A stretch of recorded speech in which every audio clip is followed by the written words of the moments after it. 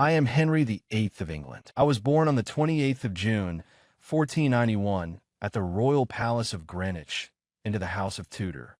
My father, Henry VII, was the founder of our dynasty, having claimed the English throne through his victory at the Battle of Bosworth Field. I was the second son, not expected to rule, yet fate has a way of twisting the course of one's life. My older brother, Arthur, was the heir, and it was he who was destined to be king, but his death in 1502 changed everything. Suddenly, I was thrust into the role of heir apparent, and from that moment on, the weight of England's future rested on my shoulders. In my youth, I was known for my athleticism and my love of learning. I was proficient in Latin, French, and Spanish, and had a deep interest in theology, music, and the arts. I took pride in my education, often engaging in theological debates and composing music that would later be performed in court. Yet, I was not just a scholar. I was also a warrior at heart. I reveled in jousting, hunting, and the physical pursuits that define a man of my stature. My court was filled with tournaments and feasts, and I endeavored to be the ideal Renaissance prince, strong, educated, and cultured. When I ascended the throne in 1509 at the age of 17, my reign began with great promise.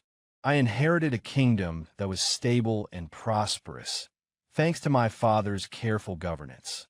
My first significant act as king was to marry my brother's widow, Catherine of Aragon, a union that would set the stage for one of the greatest dramas of my reign. I was deeply in love with Catherine in the early years of our marriage, and together, we embodied the ideal of chivalric love and royal duty. Our union was sanctioned by the Pope, but its legitimacy would later come into question, and that, as you shall see, would be the cause of much turmoil. In the first years of my reign, I was eager to prove myself on the battlefield, just as my ancestors had done. I longed for the glory of conquest, and in 1513, I led my army into France, hoping to reclaim lands once held by my forebears. The campaign was moderately successful, and I managed to capture the town of Therouanne and win the Battle of the Spurs.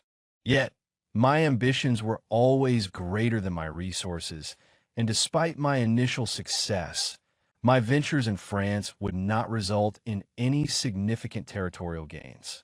However, I was undeterred. I saw myself as a great warrior king, a second Henry V, destined to lead England to triumph. It was during these early years that my court flourished. I surrounded myself with scholars, artists, and musicians, creating a Renaissance court that rivaled any in Europe. Men like Thomas More and Erasmus were frequent visitors to my court, and I prided myself on being their intellectual equal. I commissioned grand palaces, including Hampton Court, and sought to leave a lasting legacy through architecture and the arts. I even penned a book titled Defense of the Seven Sacraments, for which Pope Leo X granted me the title Fidei Defensor, Defender of the Faith. Little did I know then how my relationship with the church would soon take a dramatic turn. The turning point of my reign came not on the battlefield, but in my marriage. For years, Catherine and I tried to produce a male heir, but our efforts were in vain. We had one surviving child, a daughter, Mary, but no son to secure the Tudor dynasty. This failure weighed heavily on me. I believed it was my divine duty to produce a male heir, and as the years passed, I became convinced that my marriage to Catherine was cursed. After all, had not the Bible itself declared that a man who marries his brother's wife shall be childless? This interpretation of Scripture began to haunt me, and soon I found myself seeking a way to annul my marriage. By 1527, I had become enamored with one of my wife's ladies-in-waiting in Boulogne, and was everything Catherine was not: young, vibrant, and full of wit and charm. I was captivated by her, and more than anything, I desired her as my wife. Yet, and was no ordinary mistress. She refused to be just another woman in my bed. She demanded to be my queen. To achieve this, I needed to divorce Catherine, but the Pope refused to grant an annulment, despite my pleas and arguments. Thus began what would come to be known as the king's great matter. Unable to obtain the Pope's blessing, I took matters into my own hands. In 1533, after years of political maneuvering and frustration, I broke with the Catholic Church. I declared myself supreme head of the Church of England, effectively establishing a new Protestant church in my realm. This act of defiance was unprecedented, and it set off a religious and political revolution that would forever change the course of English history. With the Pope's authority over my kingdom severed, I was free to marry in Bullen, and we were wed in 1533, and gave birth to a daughter, Elizabeth, in the same year, but once again, there was no male heir. My disappointment grew, and soon my infatuation with and began to wane. The marriage, once full of passion and ambition, quickly soured, and by 1536, I had become convinced that and was guilty of adultery and treason. Whether she was truly guilty is a matter of debate, but in my mind, her betrayal was clear. I had her arrested, tried, and executed. It was a swift and brutal end to a woman I had once loved deeply. My search for a male heir continued, and in 1537, my third wife, Jane Seymour, gave birth to my long-awaited son, Edward. Jane died shortly after childbirth, and though I married 3 more times in the years that followed, none of my subsequent wives gave me another son. Yet, with Edward's birth, I finally had the heir I had longed for, and my dynastic ambitions were secured. Throughout the latter part of my reign, I continued to reshape England, both politically and religiously. I dissolved the monasteries, seizing their wealth and land for the crown. This act not only filled my coffers, but also further weakened the power of the Catholic Church in England. I also expanded the Navy, recognizing its importance in securing England's future as a maritime power. Under my rule, England began its transformation into the naval powerhouse it would become in later centuries. Yet, my reign was not without its challenges.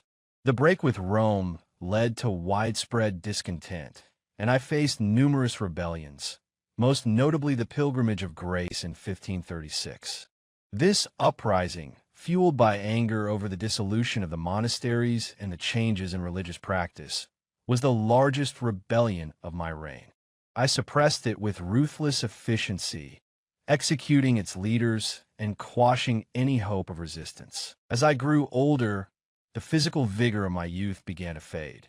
I suffered from a series of health problems, most notably a leg ulcer that caused me immense pain and rendered me increasingly immobile. My once athletic frame became bloated, and I was plagued by bouts of paranoia and erratic behavior.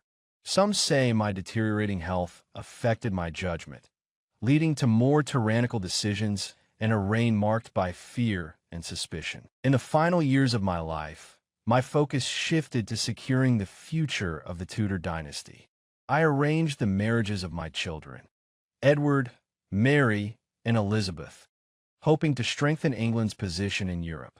But as my health continued to decline, it became clear that my time was drawing to an end.